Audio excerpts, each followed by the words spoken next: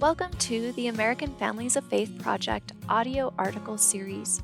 These audio articles are written, read, and recorded by Lauren Marks and Dave Dollahite, co-directors of the American Families of Faith Project at Brigham Young University. Each article has previously been published in various online newspapers and magazines.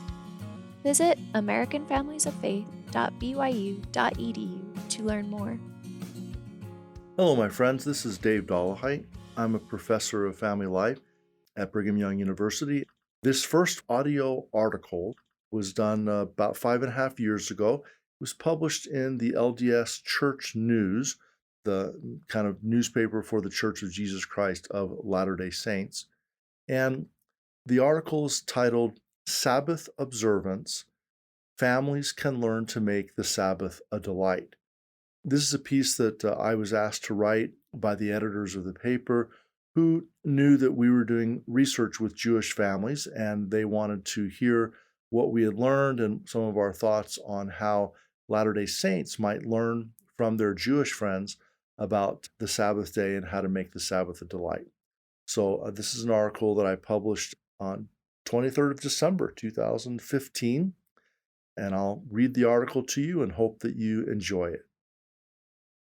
In speaking about our friends of other faiths, President Gordon B. Hinckley stated, quote, "Look for their strengths and their virtues, and you will find strength and virtues that will be helpful in your own life," end of quote.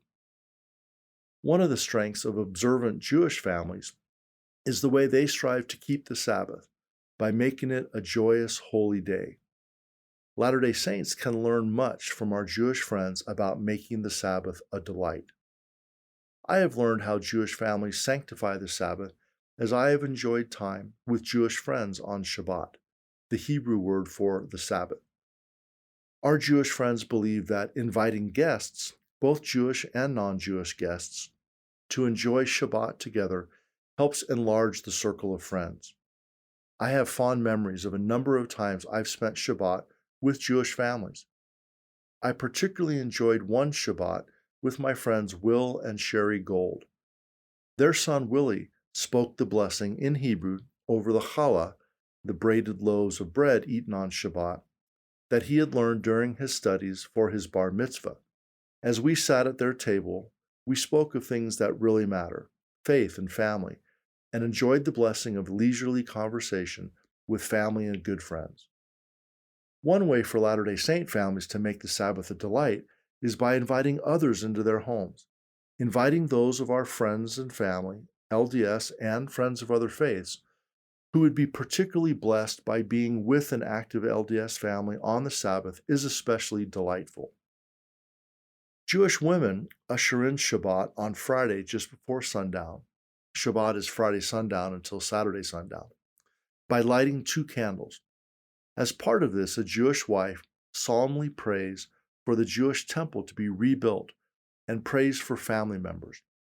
To end the Sabbath, Jewish men pray the Havdalah, which includes praying for the spirit of the Sabbath to linger throughout the week.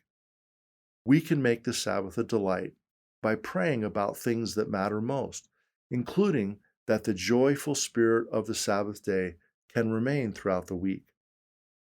I have enjoyed in-depth interviews with a number of Jewish families in my work with the American Families of Faith Project. See americanfamiliesoffaith.byu.edu. One Jewish mother we interviewed said the Sabbath is, quote, "a time that I feel really close to my children. When we sit across the table from each other, my husband and I, and the Sabbath candles are lit, and I see the kids, there is something I get from that is so deep," end of quote. Our Jewish friends celebrate both the creation of the earth and the redemption from slavery on the Sabbath. We Latter-day Saints celebrate our redemption from death and from sin on the Sabbath. What a glorious and joyous thing to celebrate. The Book of Mormon states that, quote, "we talk of Christ, we rejoice in Christ," 2 Nephi 25:26, end of quote. Families can make the Sabbath a delight by rejoicing in Christ, by talking of his life, miracles, atonement, and resurrection.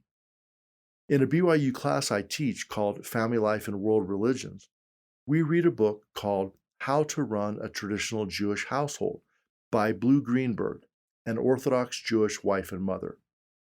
She teaches that the Sabbath is a joyous holy day and that, quote, ordinary experiences often become sublime because of the special aura created by Shabbat, end of quote. My students are always inspired with how Jewish families combine the seemingly disparate processes of both avoiding a number of activities that are fine on other days but not on the Sabbath, and also making the Sabbath day joyous and spiritual. In his book, The Sabbath, Jewish author Abraham Joshua Heschel states that, quote, Judaism is a religion of time, aiming at the sanctification of time, end of quote, and points out that after creating the earth, God chose to sanctify time, the seventh day or Sabbath, rather than space, for example, this mountain, that valley, the sun, or moon. Heschel says, quote, 6 days a week we wrestle with the world, wringing profit from the earth. On the Sabbath, we especially care for the seed of eternity planted in the soul, end quote. Heschel refers to the Sabbath as a, quote, temple in time, end quote. Observant Jewish families sanctify time in a number of ways by creating an island of sacred time in a sea of secularism. Their focus is not so much on what they cannot do, but rather how they can make the Sabbath day sacred or set apart from the other days. A way they do this is to make the Sabbath special by, for example, eating newly available foods, by purchasing special cuts of meat, using special dishes, using a special tablecloth, wearing special clothing, and so forth. Jewish families have certain things that they will not speak about on the Sabbath, including money, business, and other worldly concerns. They believe that avoiding discussion of earthly topics helps keep the Sabbath on a joyful spiritual level. When discussion of earthly, temporal, worldly things is avoided, and heavenly, eternal, and spiritual things are cultivated, it can bring a deep delight. The Lord desires that we, quote, call the Sabbath a delight, the holy of the Lord, end quote. That's from Isaiah 58:13. He commands us to keep the Sabbath, quote, with thanksgiving, with cheerful hearts and countenances, end of quote.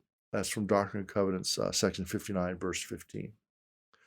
The words delight and cheerful suggest to me that the Lord views Sabbath observance as a path towards spiritual joy and pleasure, and that He desires for us to approach Sabbath observance with an attitude of delightful enjoyment. Latter-day Saint families can learn from our Jewish friends about how to make the Sabbath a delight by together choosing ways to make it special, joyous, spiritual, and peaceful. Of course, each family will choose the ways that they feel that they can best make the Sabbath a delight. And that's the end of the article. Hope that you enjoyed this. Thank you. Doctors Dave Dollahite and Lauren Marks are both professors in the School of Family Life at Brigham Young University. The American Families of Faith Project shares research-based ideas about ways of making faith come alive in marriage and family life.